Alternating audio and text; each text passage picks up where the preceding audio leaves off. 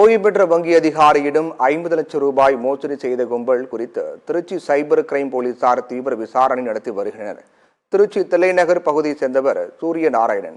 ஓய்வு பெற்ற வங்கி அதிகாரியான இவரது ஒரு மகன் அமெரிக்காவிலும், ஒரு மகள் மும்பையிலும், மற்றொரு மகள் கொல்கத்தாவிலும் உள்ளனர்.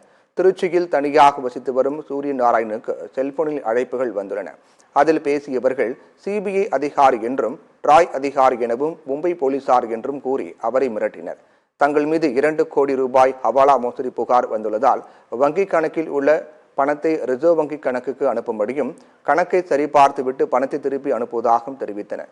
அதனை நம்பிய சூரிய நாராயணன் தனது வங்கி கணக்கில் இருந்த 50 லட்சம் ரூபாயை அவர்கள் கூறிய வங்கி கணக்கு அனுப்பியுள்ளார். அதன் பிறகு பணம் திரும்ப வரவில்லை.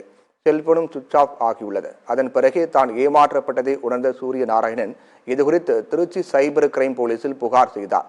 அதன் பேரில் போலீசார் வழக்கு பதிவு செய்து விசாரணை தீவிரமாக நடத்தி வருகின்றனர்.